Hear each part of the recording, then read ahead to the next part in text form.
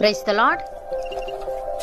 ఈరోజు దేవుని వాగ్దానము, నేను మిమ్మును కటాక్షించి మీకు సంతానమిచ్చి మిమ్మును విస్తరింపజేసి మీతో నేను చేసిన నిబంధనను స్థాపించెదను. లేవ్యాకాండము 26వ అధ్యాయము 9వ వచనము. సహోదరి సహోదరులారా, ఇది దేవుడు ఇజ్రాయేలు ప్రజలకిచ్చిన వాగ్దానంలో భాగం. దేవుడు తన ప్రజల మీద సానుకూల దృష్టితో ఉంటాడని, ఆయన వారిని ప్రేమతో కాపాడుతూ దీవిస్తూ ఉంటాడని, వారికి సంతాన సంపదలు ఇస్తాడని, అలాగే ఆయన తన ప్రజలతో స్థిరమైన శాశ్వతమైన బంధాన్ని స్థాపిస్తాడని ఈ వాగ్దానం గుర్తు చేస్తుంది. ఇది కేవలం భౌతిక సంపదకు మాత్రమే కాదు గాని తన ప్రజల జీవితంలోని అన్ని రంగాలపై దేవుని కృపను సూచిస్తుంది. ఉదాహరణకు, ఒక వ్యక్తి కష్టపడి పనిచేస్తూ భక్తితో జీవిస్తూ ముందుకెళ్తే ఆ వ్యక్తి ఎదుర్కొనే సమస్యల్లో దేవుని కటాక్షం వల్ల సహాయం లభిస్తుంది. అయితే ఇవన్నీ కూడా దేవుని ఆజ్ఞలు పాటిస్తూ ఆయన మార్గంలో నడిచినప్పుడు మాత్రమే. ఇదే వాగ్దానం ద్వారా దేవుడు ఈరోజు మనతో కూడా మాట్లాడుతున్నాడు. మనము ఆయనకు విధేయత చూపితే ఆయన మనల్ని ఆశీర్వదిస్తానని, మనతో ఆయన చేసిన నిబంధనను స్థాపించేదనని తెలియజేస్తున్నాడు. ప్రియులారా, బబులోనులో దానియేలు దేవునికి విధేయునిగా బ్రతికాడు. దేవుడు అతనికి కటాక్షం చూపించి అనేక ప్రమాదాల నుండి అతనిని తప్పించి బబులోనులో ఉన్నత స్థానంలో నిలబెట్టాడు.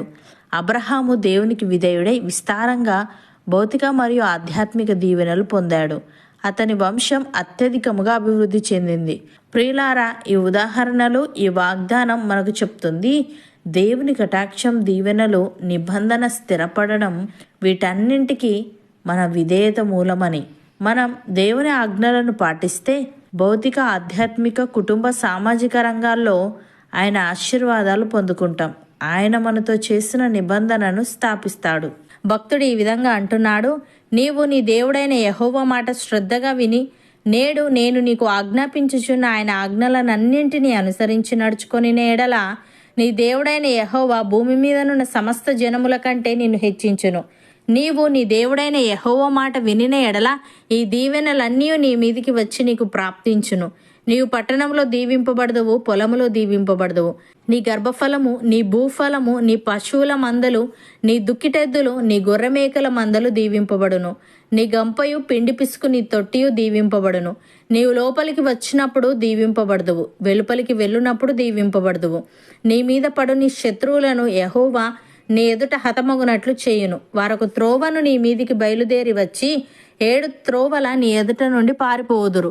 నీ కొట్లలోనూ నీవు చేయు ప్రయత్నములన్నిటిలోనూ నీకు దీవెన కలుగునట్లు యెహోవా ఆజ్ఞాపించును. నీ దేవుడైన యెహోవా నీకిచ్చుచున్న దేశంలో ఆయన నిన్ను ఆశీర్వదించును. నీవు నీ దేవుడైన యెహోవా ఆజ్ఞలను అనుసరించి ఆయన మార్గములలో నడుచుకొని ఎడల యెహోవా నీకు ప్రమాణం చేసి ఉన్నట్లు ఆయన తనకు ప్రతిష్ఠిత జనముగా నిన్ను స్థాపించును అని.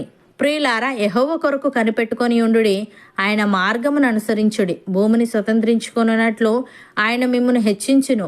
భక్తిహీనులు నిర్మూలము కాగా మీరు చూచెదరు. భక్తిహీనుడు ఎంతో ప్రబలియుండుట నేను చూచి ఉంటిని. అది మొలిచిన చోటనే విస్తరించిన చెట్టు వలె వాడు వర్ధిల్లి ఉండెను. అయినను ఒకడు ఆ దారిని పోయి చూడగా వాడు లేకపోయెను. నేను వెతికి తిని గాని వాడు కనబడకపోయెను. నిర్దోషులను కనిపెట్టుము, యథార్థవంతులను చూడుము.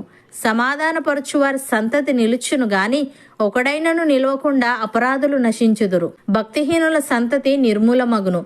దేవుడు ఈ విధంగా అంటున్నాడు, ఇదిగో ఒక కాలము వచ్చుచున్నది. అప్పటిలో ఇజ్రాయేలు ఇంటివారితోనూ యూదా ఇంటివారితోనూ నేను క్రొత్త నిబంధన చేయుదును. అది నేను ఐగుప్తు దేశములో నుండి వీరి పితరులను వెలుపలికి రప్పించుటకై వారిని చెయ్యి పట్టుకొనిన దినమున వారితో నేను చేసిన నిబంధన వంటిది కాదు. ఏమనగా, వారు నా నిబంధనలో నిలవలేదు గనుక నేను వారిని అలక్ష్యము చేసి తిని.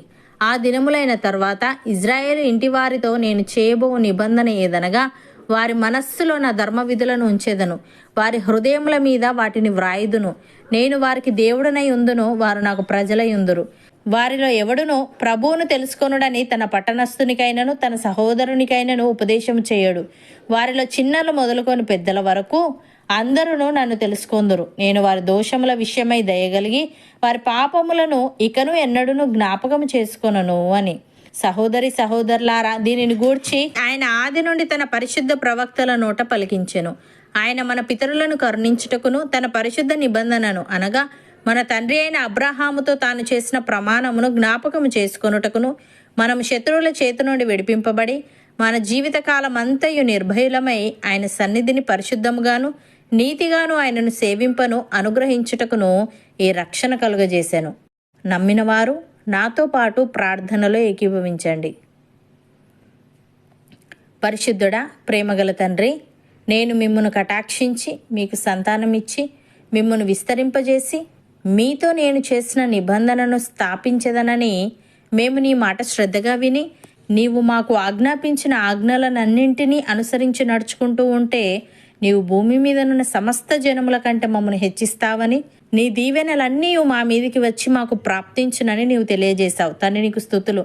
దేవా, మేము నీ మాట శ్రద్ధగా విని నేడు నీవు మాకు ఆజ్ఞాపించుచున్న ఆజ్ఞలన్నింటినీ అనుసరించి నడుచుకుంటూ భౌతిక మరియు ఆధ్యాత్మిక దీవెనలు పొందుకునే వారంగా ఉండుటకు సహాయము దయచేయమని, సమాధానపరచు వారి సంతతి నిలుచును గాని ఒకడైనను నిలవకుండా అపరాధులు నశించుదురని, భక్తిహీనుల సంతతి నిర్మూలమగునని నీవు సెలవిచ్చావు. గనుక మేము నిర్దోషముగా యథార్థముగా జీవిస్తూ నీ కొరకు కనిపెట్టుకునే వారముగా ఉండుటకు కృపచూపమని, నీ నిబంధనను మాలో ప్రతి ఒక్కరితో నీవే స్థిరపరచమని యేసుక్రీస్తు నామమున ప్రార్థిస్తున్నాము తండ్రి. ఆమెన్.